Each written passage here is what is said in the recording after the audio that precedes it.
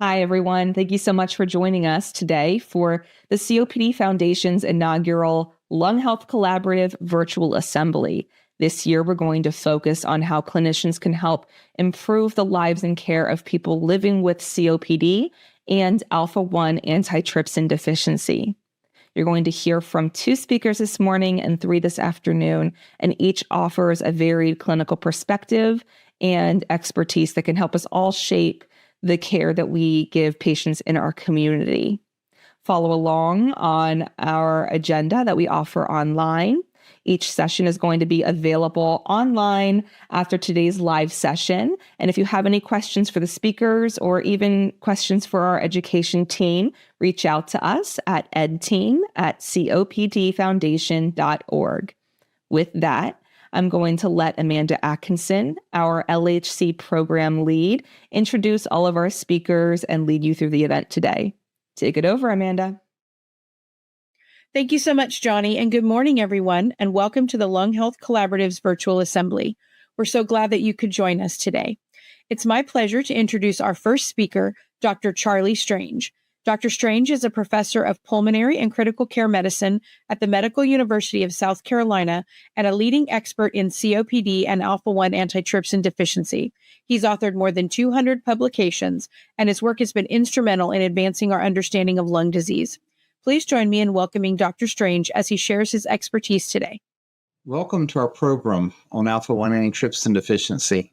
My name is Dr. Charlie Strange. I work at the Medical University of South Carolina, where I've been for the last more than 40 years.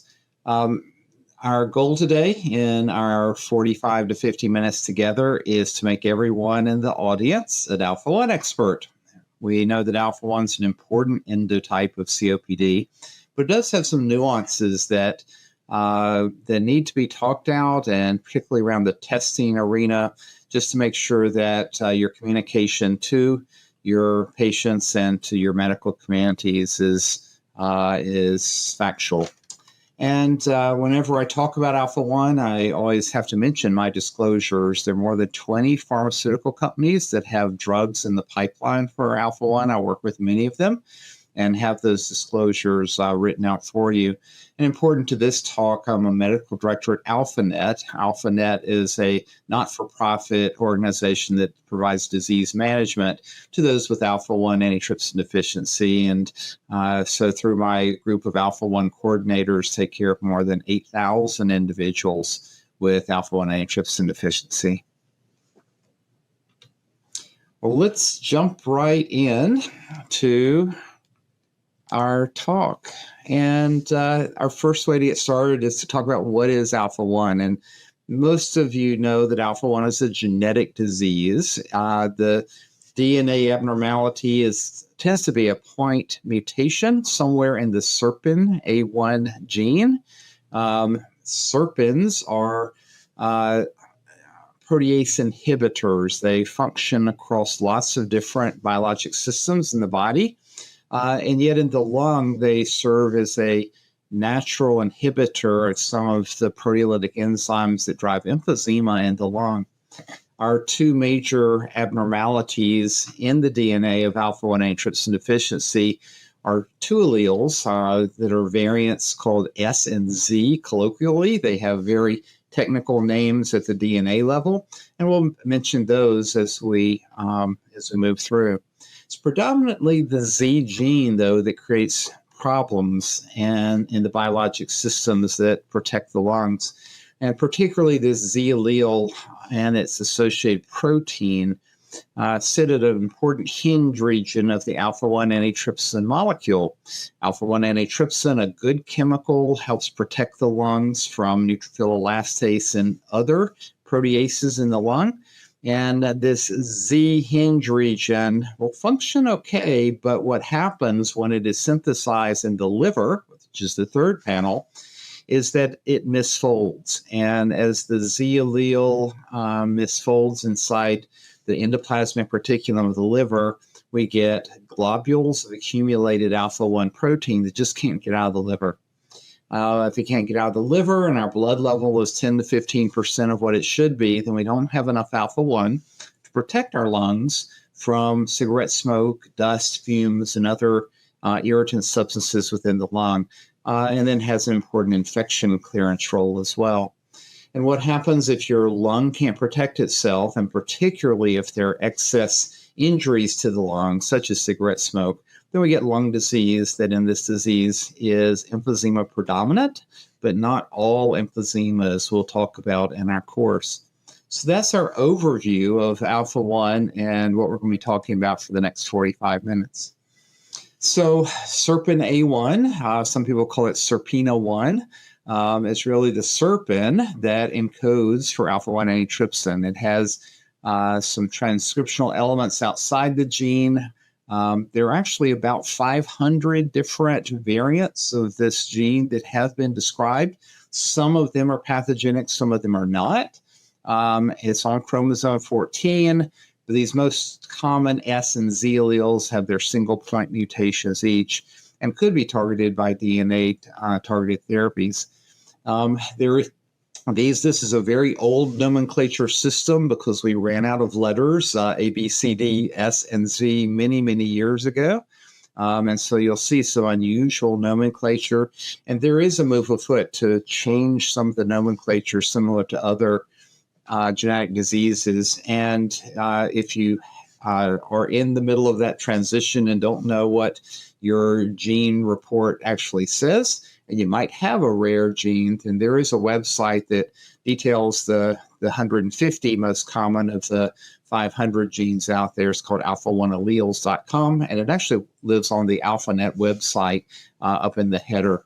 And so that is kind of where we go towards from the genetics. The next piece is that as the gene is then transcribed through RNA and makes a protein, we have the whole concept that the protein gets trapped because it doesn't fold well. And the particulars of the folding have been known now for about 25 years, is that the C-terminus of that protein actually binds to another alpha-1 molecule. And on the far panel, you'll see an electron micrograph of these little beads on a chain, or almost looks like a necklace, that is a long string of alpha-1 molecules called a polymer. This polymerization function can be short, it can be long, and these polymers actually make it out of the liver cells, the hepatocytes, into the bloodstream. It might be one of our biomarkers for liver disease, and so we're going to put a lot of focus in the liver disease of alpha-1 on polymers and how to prevent them. And it's been shown that these polymers also play a role in the lung disease of alpha-1, and that is still being elucidated. Okay, let's turn to the lung disease. This is the COPD Foundation Conference, and the alpha-1 registry was formed right after the National Heart, Lung, and Blood research study that ran for 5 years. And many of us in the alpha-1 field started accumulating patients that were populated into the Alpha-1 Foundation registry. And so this registry has then survived now for more than 25 years in different iterations. And from the registry, we do get a biased population. First, those that have been diagnosed compared to those that have not been diagnosed. But this whole concept of what kind of lung disease is actually out there is really pretty interesting, because when you ask the patients what they've been told by their healthcare providers, then number one diagnosis is emphysema, as we'd all expect. But if you look at the Venn diagram, this is what actually was told to the patients over time. And notice that there are people that have been told that they have pure asthma, chronic bronchitis, pure emphysema.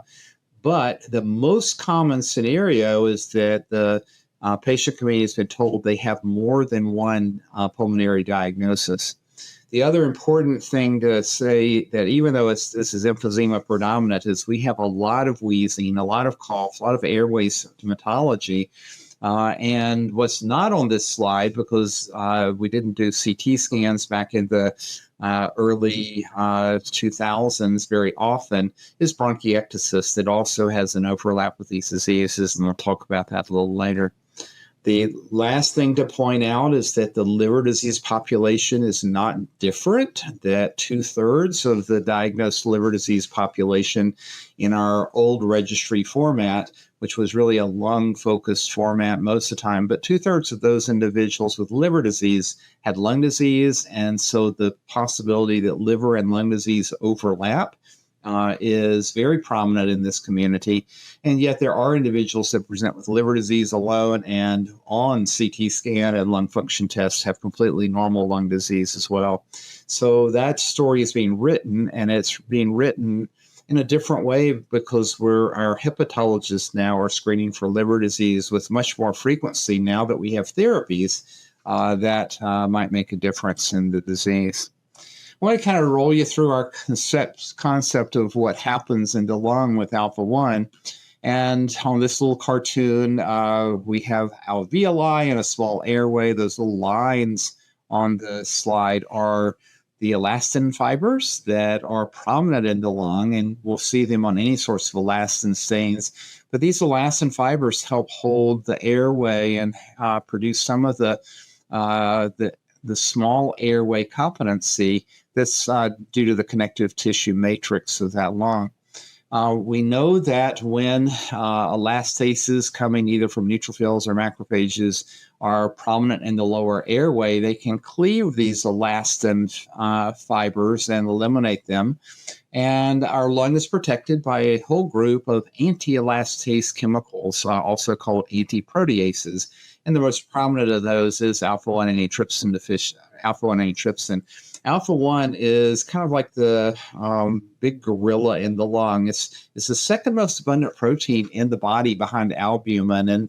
And because there's so much alpha-1 there, it has to serve an important function of lung protection here.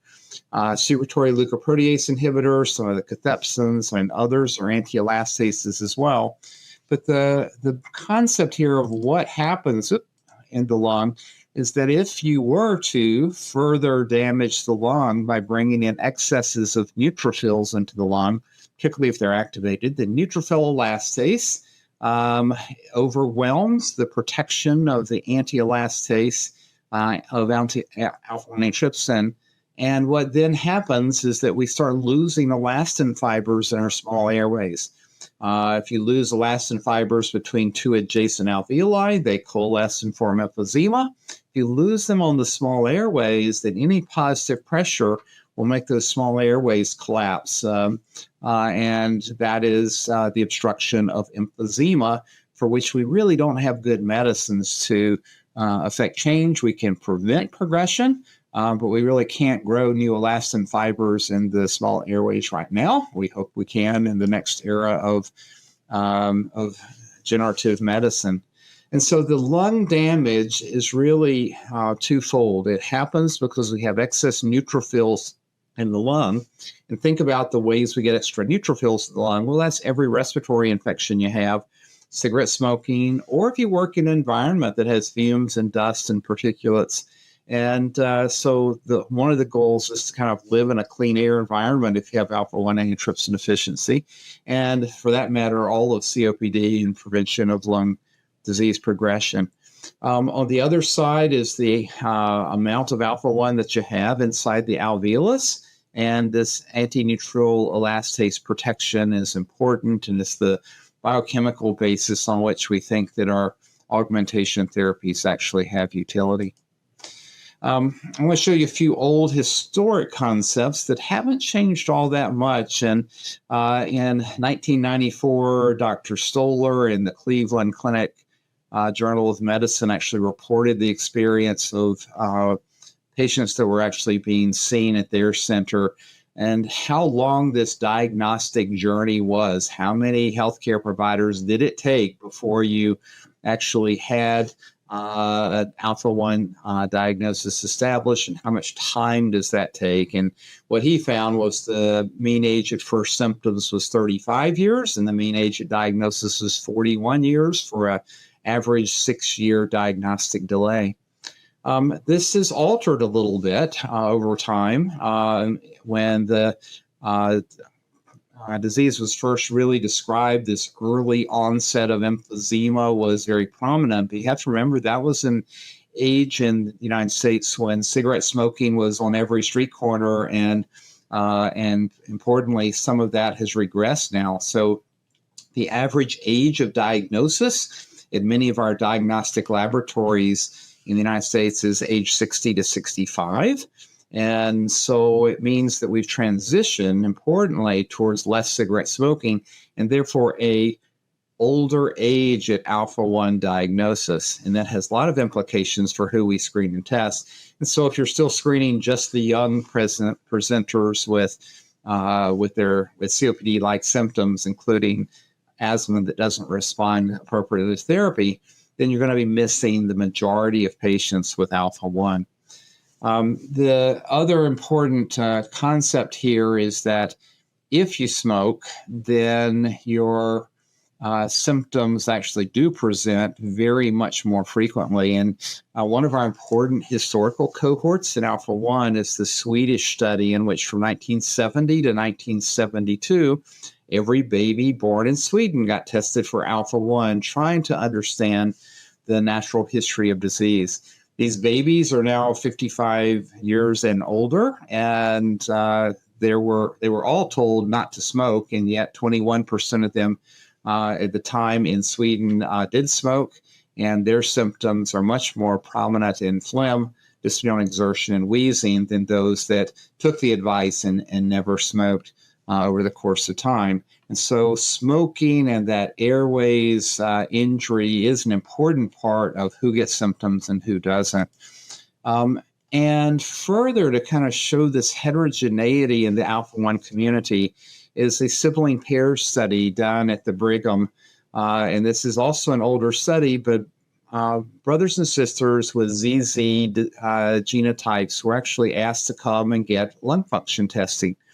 And on the x-axis, you see age, and the non-smokers are in red dots, the smokers are in blue dots, and we see this presentation of clustering of the blue dots down the bottom left of the slide, which is our historical cohort, early onset emphysema, very low FEV1s, the y-axis, and it just shows that you, from that left bottom corner upwards, the heterogeneity is really marked. And some of that is based on smoking pack years, but others of it is not. And so this study was actually done trying to find other biologic mediators of the consequential lung disease, why some ZZs have actually normal lung function out into their 70s or 80s, and others actually present very early in life with bad disease. And so if you end up only testing those individuals with the historic classic presentation of basilar emphysema at early age, you actually end up missing 75% of the ZZs that might respond very nicely to therapy. I would note that there's some smokers up there in blue with normal lung function at age 70. And so what this study also taught us almost 2 decades ago was that we shouldn't screen our patients really just on severity of disease and age. And so there are plenty of smokers that actually have alpha-1 ZZ deficiency. Just because somebody smoked a lot doesn't mean that we shouldn't do the once-in-a-lifetime rule-out test to make sure that they don't have disease. So our recommendations for testing are solidified in the 2003 guidelines and really repeated in the COPD Foundation guidelines that then followed. And that's early onset pulmonary emphysema, as we've always known it. But you look on down the list, it's all subjects with COPD. And because this is really a genetic disease, a once-in-a-lifetime test is all that it takes. An alpha-1 antitrypsin level at my hospital costs somewhere in the realm of $25 or $30. So if you think how many different ways we spend $25 or $30 in the COPD world, a single test in a lifetime that costs $25 for an alpha-1 level is really not too much to ask. The others on this list, adults with bronchiectasis without evident etiology, Or, and next to last one there, are patients with asthma whose spirometry does not return to normal with therapy. And when you ask our patient community what their first wrong diagnosis was, it's usually asthma. And it just means that you come in rather young with cough and wheeze, and your primary care provider appropriately thinks this might be asthma and applies therapy for some period of time. And the point is that asthma is a reversible disease, therefore it should completely reverse. If it doesn't, time for the alpha-1 test, as opposed to testing 5 to 7% of the U.S. population that might have asthma. We do have some other diseases. Paniculitis is an inflammatory disease of the fat-containing regions in the body, often on the thighs or the abdomen. It is a sore area that then sometimes gets ulcerations and then doesn't heal very well. Alpha-1 augmentation therapy often assists in the healing. We do have some vasculitis diseases associated with low levels of alpha-1, such as the PR3 vasculitis spectrum of diseases. So let's move on to our genotypes and levels. And this is a little bit complicated for the community that isn't used to dealing in the different units that are sometimes used in alpha-1. And many of us have heard this threshold of 11 micromolar and lower being what we target for therapy. And the micromolar system is an international system of how much protein is in the bloodstream or in the lung. The comparable laboratories in the United States usually report in milligrams per deciliter. And so there's a lot of confusion in the patient community between the two measurement systems. The 11 micromolar threshold, below which we're going to find all the ZZ individuals and all the Z null individuals, is equal to 57 milligrams per deciliter. And most of our laboratories report somewhere around 100 and higher milligrams per deciliter is in the normal range. So anything in the abnormal range means that you can have any number of different allelic two letters. And in this case, you see that these bands of the alpha-1 levels for MMs and MZs and SZs and CZs are actually quite large for the majority of our allelic combinations. And in particular here, the bands are wide because of a thing called the acute phase response. And so when your body is under stress defined broadly, then what happens is the alpha-1 production in the liver actually goes up at a translational level. And what happens then is your sickest patients, those with an exacerbation, are going to actually have rather high alpha-1 levels in the normal range much of the time. And particularly the MZs and the SZs, the lower the level is going to reflect those patients that are really not ill at all. And so, yes, you can test levels as often as you want to, but you really only need one if you're looking for ZZ and Z null individuals. And this concept of when to test and what you're testing for is an important one, because if a family wants to generate their family tree, and we'll talk about family testing in a moment, then to find the MZs, particularly a sick MZ in the family, means that oftentimes their alpha-1 total level is going to be in the normal range, and therefore you'd have to do a test that actually tests for the individual alleles and find the genotypes associated with a family testing. For all practical purposes, right now in the United States, we have recommendations to treat ZZ and Z null individuals and SZs with very low levels who have emphysema. And that indication means that an alpha-1 level to screen for that population is adequate because it will always be less than 57 milligrams per deciliter. When people have levels of 60, 70, 80, then this low level often indicates that we have a more either heterozygote composition with the MZ or MS or an SC disease state. So let's just kind of get the genetics out there. If everybody only gets two letters in their name, only two genes, one from mom and one from dad, And so an MM marries an MM, all the kids are going to be M, and an MM marries a ZZ, then every kid is going to be M and Z, and you don't really have to test unless there's non-parental transmission of genes in a family. We do have families in the United States where a ZZ is married a ZZ, and all the kids are ZZ, as you might imagine. Probably the most common combination is an MZ marries an MZ. And in that situation, you have a 25% of children being MM, 25% being ZZ, and then a 50% chance of the kids being MZ. And so being able to actually just draw this out for a patient who's coming to see you for alpha-1 really helps an understanding of kind of who in the family to test, siblings being most important, particularly if you have one ZZ individual that are finding you. The other point to make is because the Z allele frequency in the United States is 2%, the S allele frequency is 3%, that 95% of individuals are MM. We have all these other genes, but they're very, very rare. But you will find about 10 times more MZs in a testing program than you will ZZs. And so being able to talk about the MZ state, chance of transmission to children, testing spouses to know if there's a chance that a child could be ZZ, are all important parts of becoming an alpha-1 expert and kind of talking through the family history.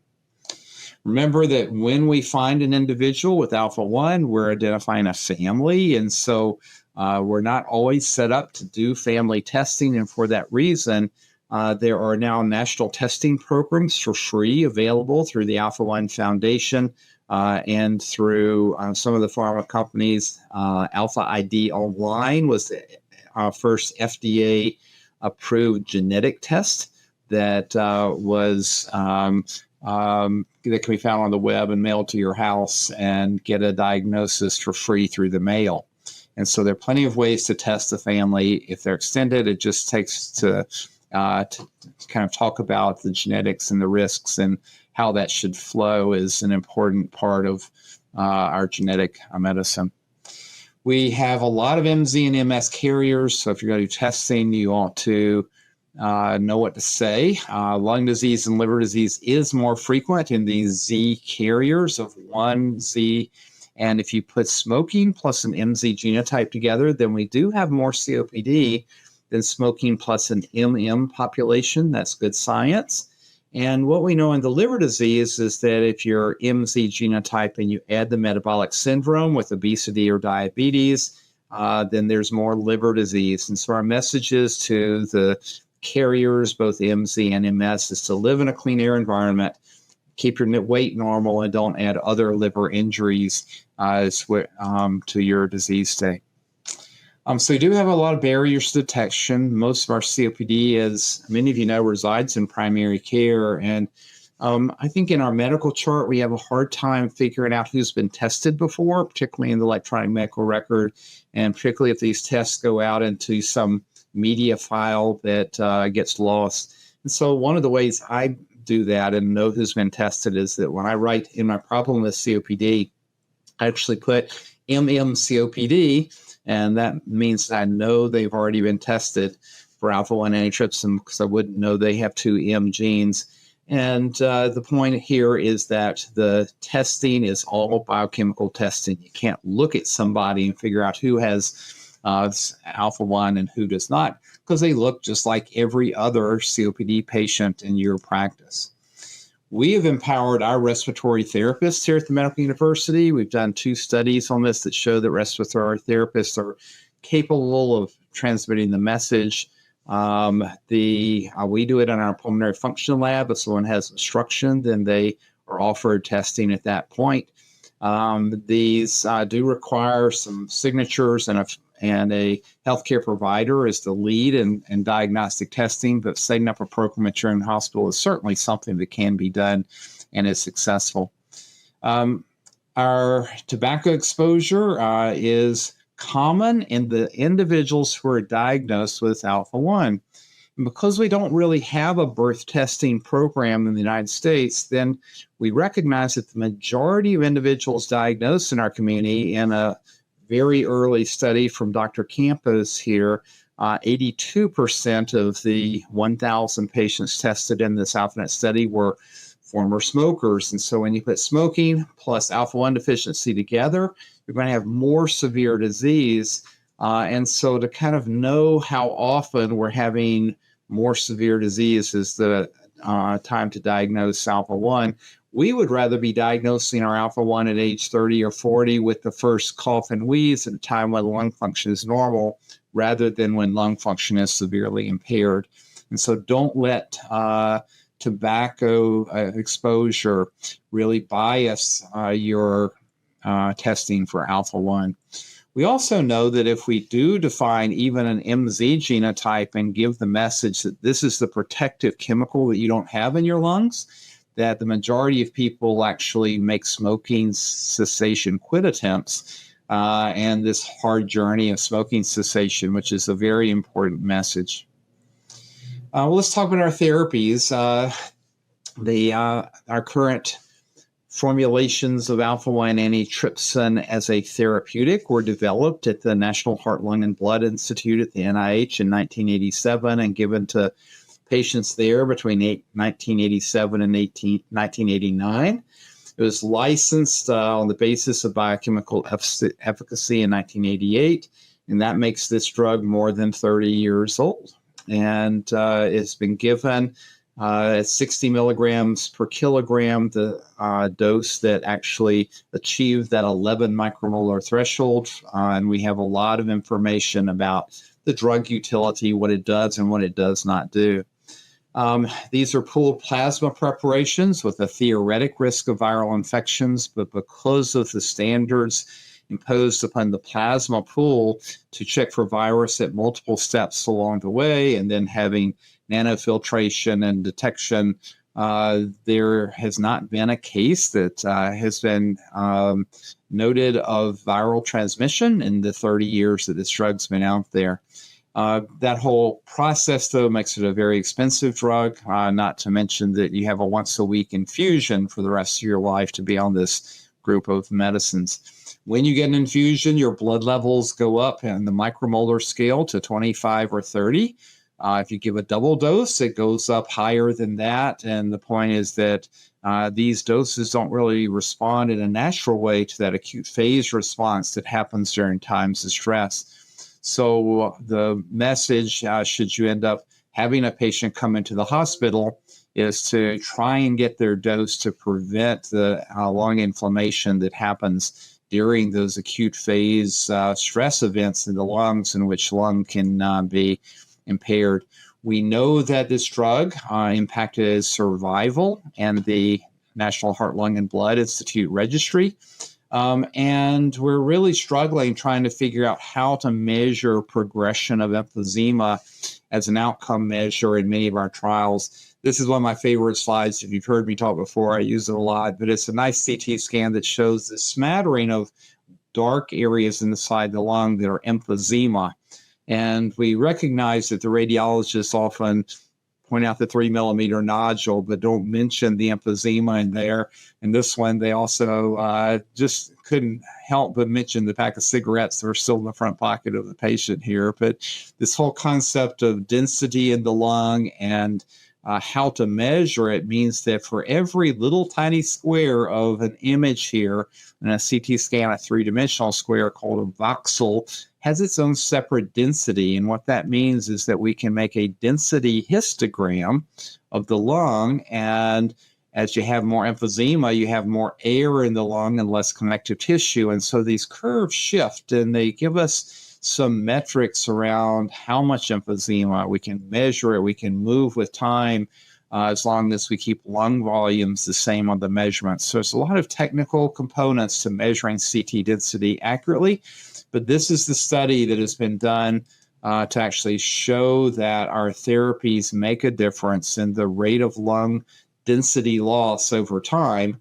In this case, the bright green line was the rate of tissue density, grams of tissue per liter per year lost on placebo drug for 2 years compared to the blue group, in which patients were getting the usual dose of 60 milligrams per kilogram of augmentation therapy. The orange bars, when at 2 years, the group who had lost more lung density were switched onto active drug and actually has a statistically significant slope change in the rate of CT density decline in the total lung capacity, lung density slopes, and the rapid study done studying the Zemira. I think the point is that this prevention of progression of emphysema might not seem like a lot, but if you do this year over year, what happens is that you end up with transplant and disability very much sooner. And so emphysema is a slowly progressive disease. We don't have good tools other than the CT density to measure it. And that's part of the problem of our trials in alpha-1 antitrypsin deficiency. So we recommend that we have the best data for intravenous augmentation therapy in those with an FEV1 less than or equal to 65% predicted. But by the time you get to 65% predicted, you have a lot of emphysema. We know that emphysema on a CT scan actually precedes an FEV1 less than 80% predicted in almost everybody. So if you had the choice, and now we're entering an age of gene therapies, to actually start a therapy before you get COPD, then many of our patients want that as their way to move forward in this disease. And what that means also is that if you've recognized the disease, and remember with emphysema, there's not a very good correlation with FEV1 because the alveolar component of emphysema is not necessarily an airways disease, except through that alveolar collapse that we ended up seeing on our cartoon. And so what happens here is that emphysema presence and sometimes air trapping and dyspnea, particularly if you're a very active individual or an athlete, precedes any fall in FEV1, and we don't hold therapy back for that group of individuals. Our data is not as strong that augmentation makes a difference in that group, except through a difference in CT density slope that I showed on the previous rapid study. But that's so the point is that I personally don't withhold therapy above 65% if people are symptomatic. We also don't want to give an expensive therapy to people that have no symptoms and some mild emphysema seen on CT. Augmentation therapy, because it's expensive and because we've not done the trials, is not recommended for individuals with the MZ genotype, individuals without lung disease. We don't give it to people that are still smoking because smoking oxidizes the drug that you're giving very, very quickly. And so functionally, you're wasting money if people are still smoking. And we don't give it for liver disease because it doesn't address the mechanism of liver disease, which is the retained protein down in the liver. And so that whole process of who not to give it to is real important. And we recognize there are people getting therapy that really, for which no good treatment has been demonstrated to be a benefit, and particularly in our carrier populations. So if you only test people that have 20% to 30% lung function, and you find somebody that's a carrier, which is 2 to 3% of the U.S. population, then we don't put those people on therapy. We do know in the ZZ population that on the other side, when we get below 30% to 25% to 20%, we're approaching 15% FEV1s, that there's still that mortality signal that has persisted in the NHLBI registry. There are not enough people with FEV1s less than 10% predicted to prove the difference. But the point is that the theory about how alpha-1 would help protect from infections and from progression of emphysema is sound in this group of individuals. And we actually do have mortality data that suggests that augmentation therapy is still beneficial there. One of the underdiagnosed areas, and now that we have some drugs for bronchiectasis, I think we're going to see more data on how to understand all the different genetics associated with bronchiectasis. But it has been known in the ZZ population that if you do CT scans, then about 95% of them will have at least one airway that is enlarged and dilated. That is, if you kind of ask them, the patients, how many of you have excess sputum, cough, and wheeze, the cardinal features of bronchiectasis, then that number drops down to 27% in David Parr's really good study. And so these airway disease scores, they correlate with your health status. We are going to develop some new CT metrics of airway tapering on CT analysis that help us identify bronchiectasis. But don't forget about testing for alpha-1 in the bronchiectasis patients while you're testing your CF genotypes and other causes of bronchiectasis. We treat the bronchiectasis the same as we do in other areas of COPD. And don't have enough patients to determine if there's an augmentation therapy signal or not. We also know, because alpha-1 is more predominant in a Caucasian population like cystic fibrosis, that there are some individuals that have CF genes and alpha-1 genes, and that makes them even more complicated. So particularly in the bronchiectasis sphere, don't be afraid to test for both diseases. And if you end up with someone who has features of both, then that's more complicated, and we'll not address that in this topic, but they need to go to a specialty center for airways disease. Usually a CF center will help sort out this conundrum. I wanted to end kind of talking about alpha-1 as a disease state. This is through AlphaNet and through the Alpha-1 Foundation, the sister organization. We spend a lot of time educating this community. They tend to be very educated. There are national education days around the country, and to be able to kind of talk to the patients and get them involved with others who have their disease is an important aspect. The COPD Foundation is doing the same thing for COPD. It's just there are a lot more COPD patients than there are alpha-1 patients. And so when you identify an alpha-1 patient, we would love to get them involved. It's about family, and this is a genetic disease, and hope and dyspnea, and all the things that's in this word splash came from one of our patient community meetings that was monitored with their permission and actually used the most common words. And you can see there's a lot of words on here that kind of speak to family and the things that matter to our population. So get them involved is my message. Last thing we're going to end on in the last few minutes here is talking about the drug pipeline. And it's robust. We have some studies going on inhaling alpha-1. We have a new recombinant alpha-1 that is in advanced pipeline that might extend this infusion to longer than a week. We have gene therapy. We have gene correctors. We have RNA correctors. We have small molecule correctors that are attempting to help the alpha-1 molecule fold and therefore get out of the hepatocyte and into the bloodstream, where it may or may not be effective, or may just be effective for liver disease to correct and get the drug out, even if it's not functional. And then we've been experimenting with oral elastase inhibitors, pills in now 4th and 5th generation, to try and inhibit neutral elastase and end up potentially being therapies for COPD as well. And so with all that, if you recognize that the major deficiency happens at the gene level, it makes sense to work as far proximal as you can in this disease.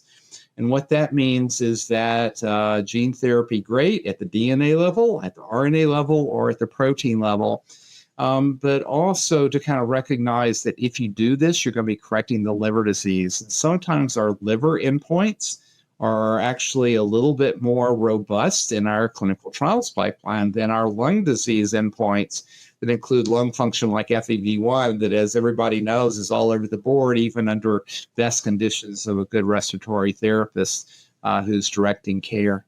And so we need to learn a little bit about the liver disease if you have any alpha-1 patients.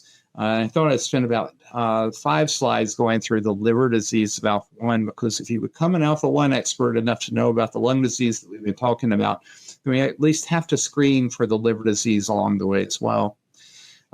Right now, historically, it's been portal hypertension when the liver gets scarred and the pressures go up in the portal vein, that liver disease has been detected.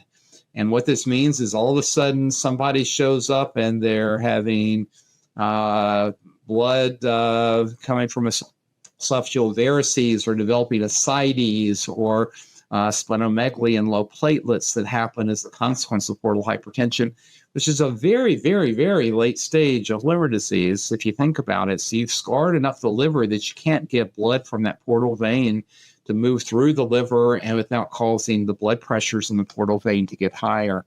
And so all those consequences of ascites and encephalopathy and varices are very, very late stages. We want to detect liver disease at a stage that we can treat it. And so historically, we used AST, ALT, GGTs, INRs, and bilirubins. But people with cirrhosis have these as normal tests 85% of the time. And so to move more forward, we're moving up into vibration-controlled transient elastography tests like FibroScans, and trying to figure out stiffness measures of the liver, including MRI elastography, to try and figure out who has liver disease and who doesn't. And this disease that begins as a liver disease. And so clinical liver disease in adults really is all about how much scar is there. And our autopsy studies from the 1990s showed that everybody that's ZZ has scar in the liver, just a question of when and how much it manifests. And then, not to scare the patients, but it's going to be 10% of them that end up dying of liver disease, and 2% of patients will get a hepatocellular carcinoma in that group that have cirrhosis. And so there's a lot of liver disease that's here. And if you have a good liver-focused gastroenterologist in your community that can walk step in hand with you to kind of measure and try and do an occasional FibroScan in this group of individuals, it's helpful. But otherwise, in primary care, this is something that we can do. Inside of AlphaNet, we have a thing called the Big Fat Reference Guide. It's online. Anybody can access it. But this chart is in there. It's about our current screening recommendations for alpha-1. And we do note that people that have one Z gene, particularly in combination with the metabolic syndrome, also can have liver disease. And so we think that everybody that has at least a carrier stage should probably get the apple pie and good recommendations for liver-focused care, which is to avoid obesity, don't smoke, because smoking adds to the cirrhosis of liver disease, and to keep alcohol use in moderation, and consider family genetic testing if you have one Z gene. If you start adding, and now you've got two Z genes, and particularly if your ZZ genotype is associated with metabolic syndrome or hepatitis C or some other second hit, then we have to screen much more aggressively, because a lot of the liver disease is thought to be second hit from other injuries and stressors in the liver. So our recommendations for the ZZ population is to get a baseline FibroScan.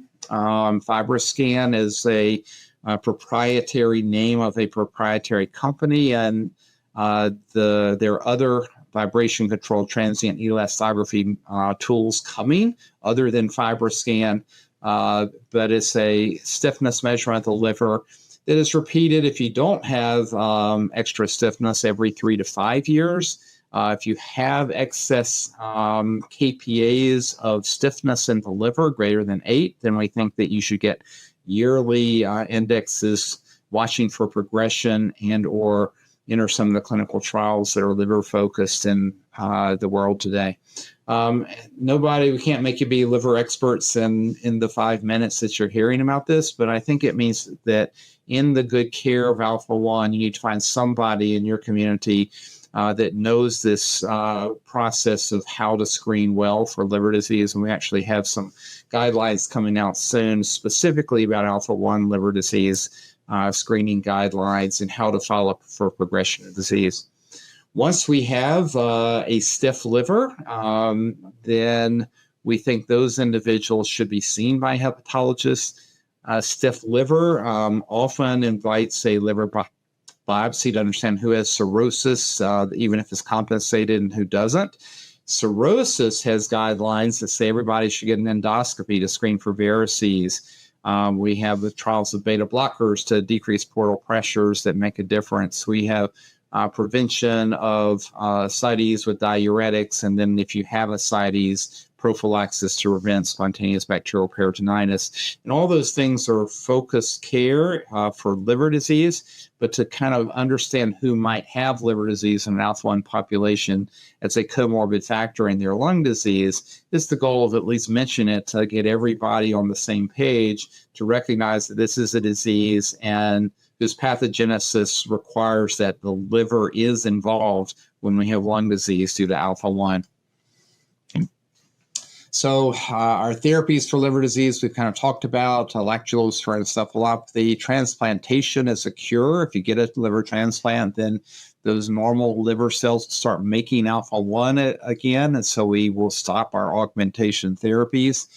And yeah, we've got a lot of therapies in the pipeline for liver disease, some of the gene therapies, and also we have a fairly advanced drug for zissaran that is in phase 3 trials right now, which actually is the silencer of the RNA at the transcriptional level and makes alpha-1 levels go to 0. And what that means is the globules then regress, the polymers regress inside the liver, and presumably the liver has regenerative capabilities and can then heal. So we think we have a medicine that might change the natural history of the liver disease of alpha-1. And so if you make the early diagnosis here, those individuals become candidates for our clinical trials. This whole process with the zissaran is in the middle of studies, and basically it's the subcutaneous injection given every 3 months that moves to and blocks the RISC pathway that makes transcriptional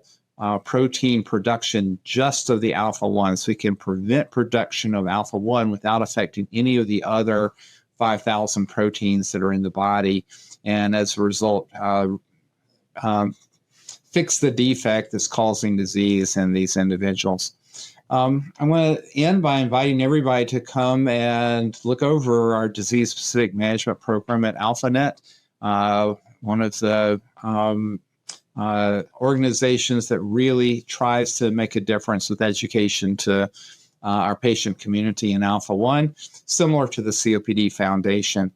And so I want to conclude and thank the COPD Foundation for allowing me to chat about alpha-1. I think a lot of individuals listening to this probably can do a better job at our screening of all patients with COPD for a once-in-a-lifetime test. Diagnosis is only by laboratory testing. You can't look at someone and figure out if they have alpha-1 deficiency or not.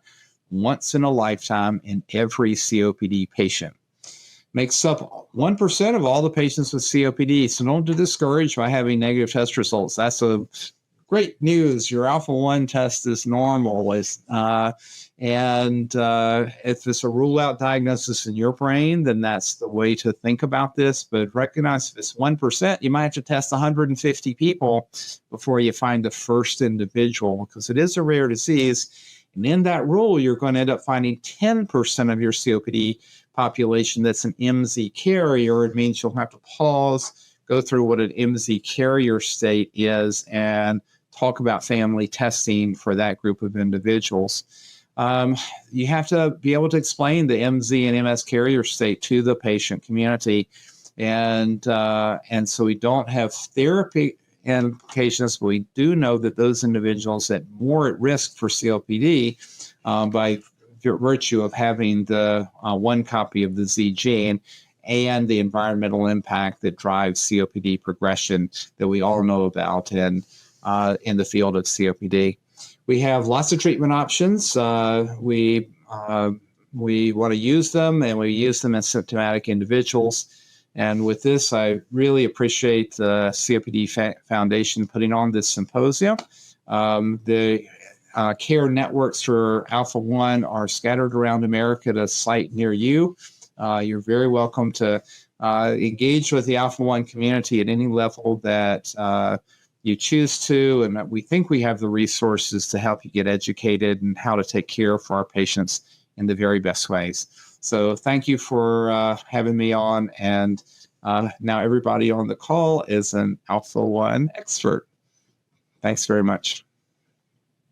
Thank you so much, Dr. Strange, for that thought-provoking presentation. We appreciate your continued leadership and commitment to improving outcomes for individuals living with chronic lung disease. Welcome back, everyone. It's a privilege to introduce our next guest speaker, Corinne Young, a nationally recognized nurse practitioner, educator, and advocate for people living with chronic lung disease. Corinne's the founder and president of the Association of Pulmonary Advanced Practice Providers and has spent more than 2 decades advancing pulmonary care through clinical practice, education, and leadership. She's deeply committed to empowering both providers and patients with evidence-based strategies for improving quality of life and health. We're honored to have her with us today to share her expertise and insights. Please join me in welcoming Corinne Young. Hi, my name's Corinne Young. I'm a nurse practitioner. I've been in pulmonary medicine for about 20 years. I'm also the president and founder of the Association of Pulmonary Advanced Practice Providers. And I have been taking care of Alpha-1 patients. Not only the 20 years I've been in pulmonary medicine, but even prior to that, I worked in infusion centers where we also used to infuse Alpha-1 patients. So the topic of Alpha-1 is near and dear to my heart. And today we're going to explore why focusing solely on FEV1 misses the bigger picture of Alpha-1 and COPD and how we can better assess and care for these patients. All right. So why would we look beyond FEV1 when the cornerstone of treating COPD patients is looking at the FEV1? Well, the reason why is that it doesn't fully capture the symptom burden of these patients, their complete exacerbation risk, because we do know the lower their FEV1 is, the more likely they are to exacerbate, but it doesn't capture all of the risk factors for their exacerbation risk. Quality of life in these patients is not directly captured in FEV1. And of course, the systemic effects of alpha-1 antitrypsin deficiency and COPD itself is not captured by that measurement. We've all had patients who tell us, why do I feel worse when my FEV1 hasn't changed or maybe even got a little bit better? And that's because lung function decline is just one part of the story. The forced expiratory volume in the first 1 second, that's what the FEV1 is not a reliable standalone predictor of a patient's symptoms or their quality of life. The correlation between FEV1 and the patient-reported outcomes is very weak, and patients with the same FEV1 can have vastly different symptoms and burdens of their symptoms and quality of life. And as an example of that, I've given us a case study here looking at 2 different patients with the same FEV1. So our first patient, patient A, has an FEV1 of 45%. They're severely fatigued. They're still smoking. They have osteoporosis with fracture. They're very inactive and they're depressed. Okay. Our second patient has the same FEV1 of 45%. They're living an active lifestyle, actively engaged in pulmonary rehab. They have a strong support system, and they quit smoking about 5 years ago. So although their FEV1 is exactly the same, these are vastly 2 different patients. They're going to have very different experiences with this disease. With our patient A likely having more symptoms, utilizing more healthcare resources, having more exacerbations, and poorer mortality rates as well, the less active they are.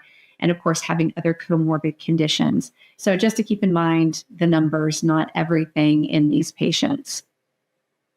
Now, some strengths of FEV1 that we all know is that it does help us understand disease progression as we do trend their lung function over time. It does help us predict exacerbations and hospitalizations related to those exacerbations.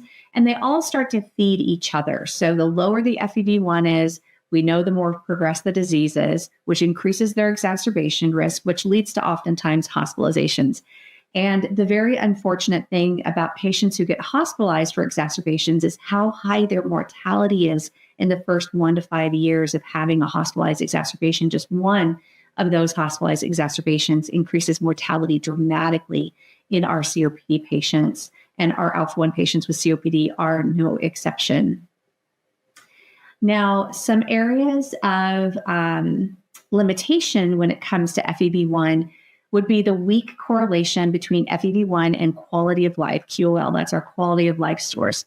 So studies have shown weak negative correlations between FEV1 and disease-specific quality of life questions like the St. George Respiratory Questionnaire or the Modified Medical Research Council, the MMRC dyspnea scale.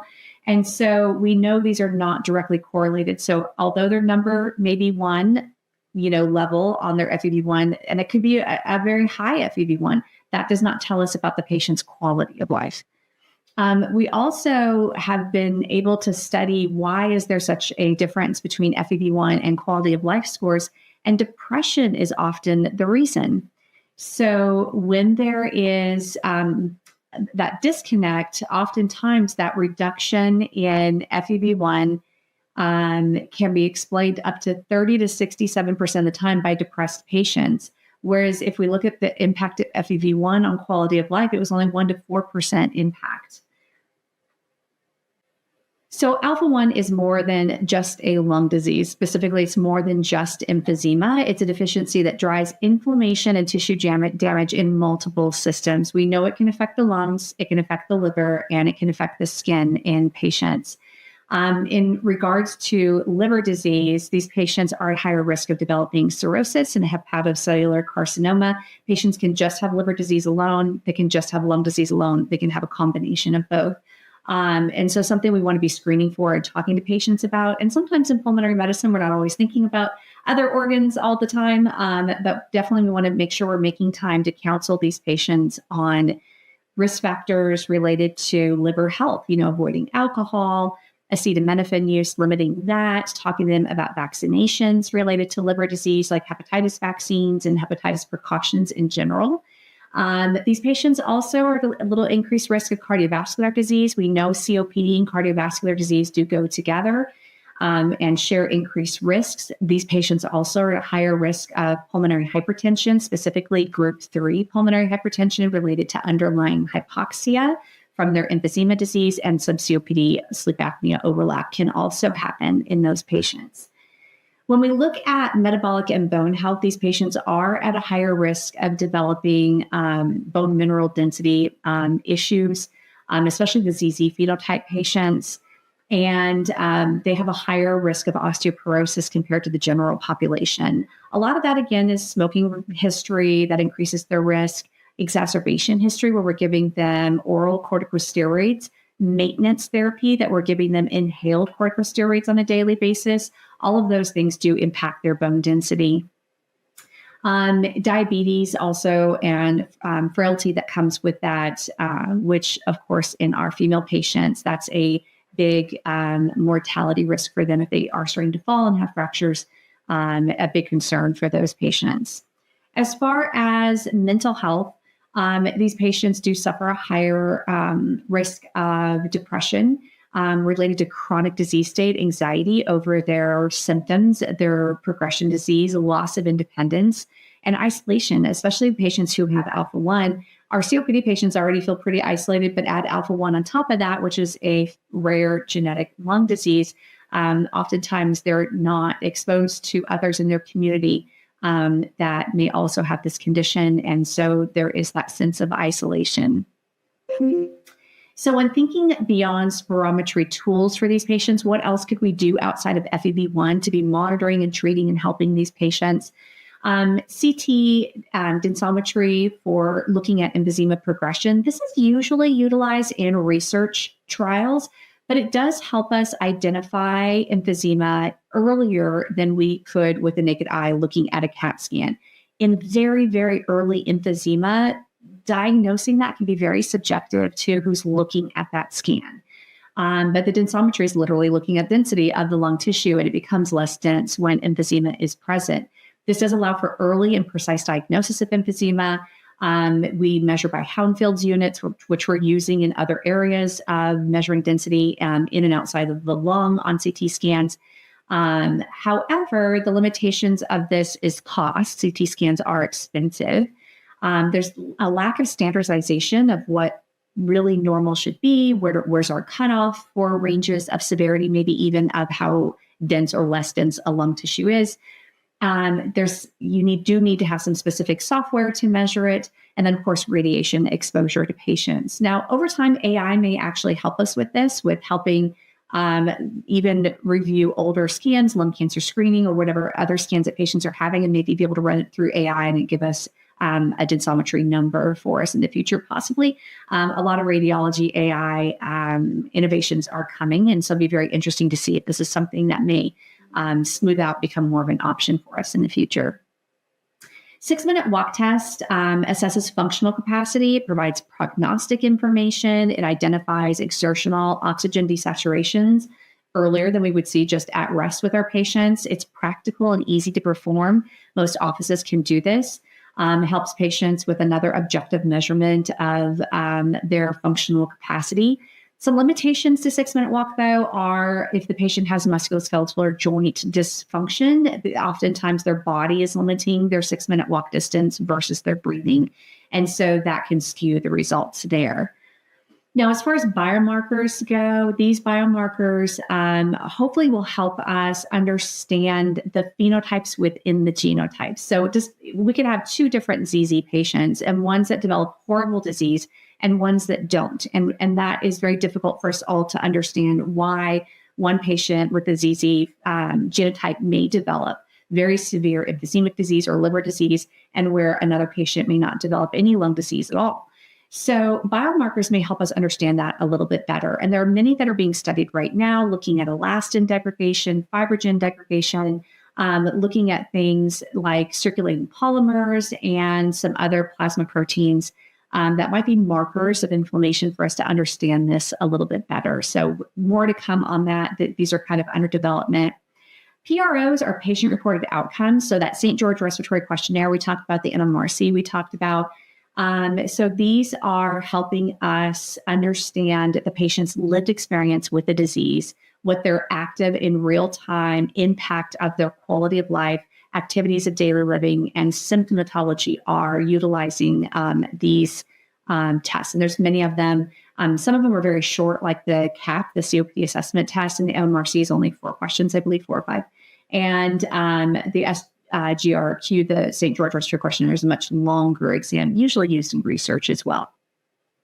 There is also some routine comorbidity screening that we should be doing for our patients.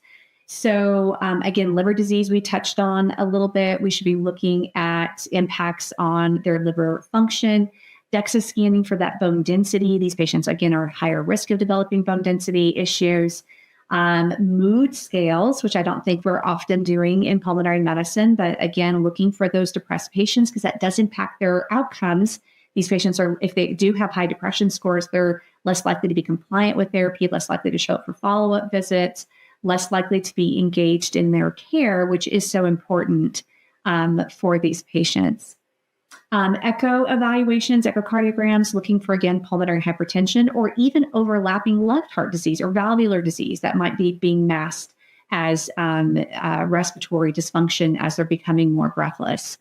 And then, of course, vaccine screening in these patients, which is a very hot topic for a lot of patients, but just at least letting them know what their risks are with and without vaccination to protect them from not only the respiratory vaccines that they should be getting, but also the liver hepatitis vaccines that they should be up to date or getting as well. And the last thing is looking at early referrals in these patients. Pulmonary rehab, as soon as you have a pulmonary function test showing that they have obstructive lung disease of any kind, they would be a candidate for pulmonary rehab. Smoking cessation, if they're still actively smoking, there's fewer and fewer smoking cessation programs around to refer patients to. There's still the 800 numbers that we can refer them to. If you're lucky enough in your center to have a smoking cessation program, it's great to get these patients involved if they still are actively smoking. And then palliative care, most all of them qualify for palliative care right out of the bat. And again, the goals of palliative care is focusing on quality of life in these patients. Transplant, discussing transplant early with these patients. Oftentimes, the transplant cutoff for COPD is higher in the patients who have alpha-1 with COPD versus patients who have alpha-1 without have COPD without alpha-1 deficiency. So you want to make sure that these patients are screened a little earlier than your patients who do not have alpha-1 deficiency and talk to transplant centers earlier. And then lastly, hospice. And that shouldn't be the last thing that we discuss with our patients. That should be something we talk about very early on. Although patients may not be ready for hospice or be necessarily actively dying, we want to engage them and talk to them about hospice before they're actively dying. There's so many resources that hospice can provide for the patient and the family, regardless of their how severe their disease state is. And unfortunately, if we wait until the patient is actively dying, there's very little resources that hospice can actually provide them. So having that conversation early before you have to have the conversation with them is what, we definitely would recommend. Now, as far as treatment implications, a lot of these patients with COPD with alpha-1 antitrypsin deficiencies with, lung disease is where we have augmentation therapy options for these patients. When we start these therapies for patients, there's some things that may impact their quality of life and outcomes in these patients as well. We know augmentation therapy slows the emphysemic process for them, but it doesn't stop the disease. It doesn't reverse the disease. And there can be some systemic impacts of therapy.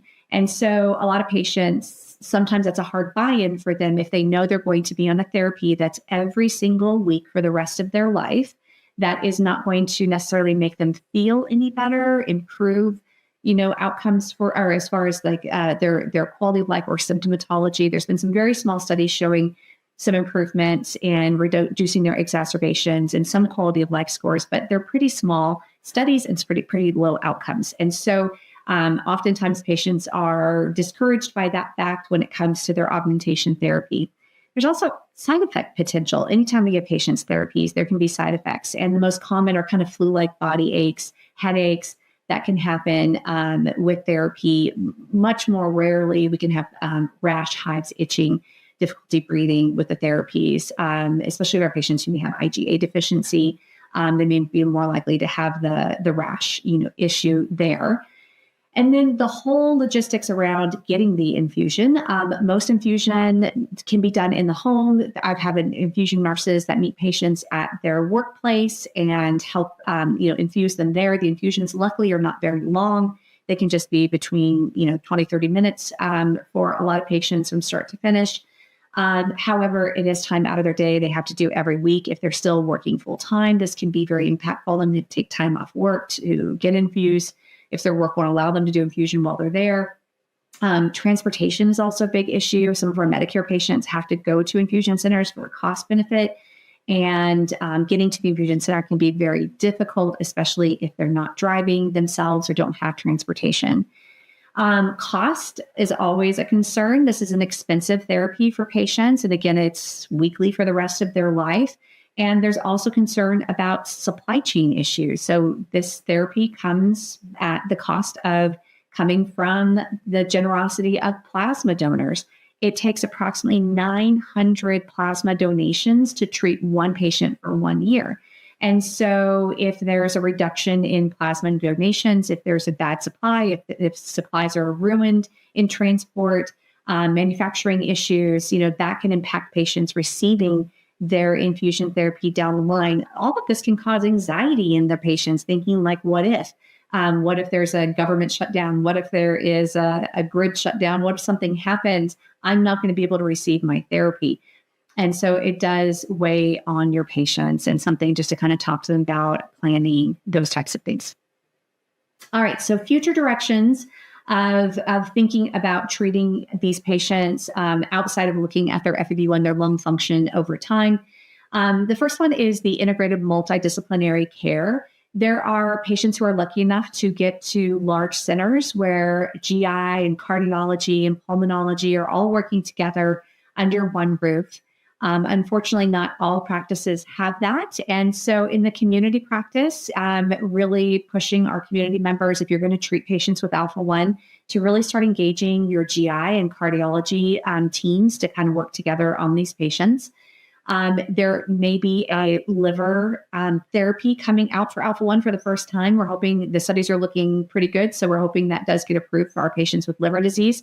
So I'm hoping that will help GI and pulmonary practices in the community setting start working together a little bit better on these patients. And then we also have personalized strategies in treating these patients with alpha-1.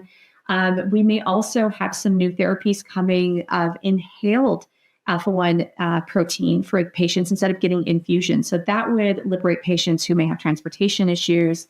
There's some recombinant therapies that are coming, which may help with the supply chain concerns that we don't have to solely rely on plasma donations. And then, of course, new trials. And ahead of new trials really should be the discussion of screening.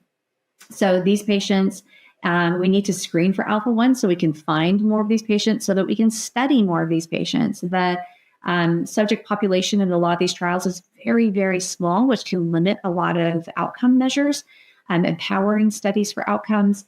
And so we need to screen them so that we can study them. And the more trials that we have invested in alpha-1, the better we're going to understand better ways to treat, identify, and help these patients who have these diseases. So last thing I just want to remind everybody is that when we measure more than the numbers, we treat the whole patient. So just not focusing on those objective measurements of our alpha-1 patients, but also considering the subjective pieces too related to their quality of life, looking at their risks of depression and if they are actively having that because of the long-term outcomes that it has on patients participating in their care and really succeeding with their healthcare team in treating them. So thank you very much for listening, and I hope that you were able to take away some great points from today. Thank you so much, Corinne. Your presentation was a powerful reminder of what comprehensive care truly looks like. We'll now take a short break for lunch, but please plan to join us afterwards for more outstanding sessions, including Dr. Jean Wright's presentation, COPD Begins in Childhood. You won't want to miss it. The afternoon sessions will begin promptly at 1:30 p.m. Eastern Time.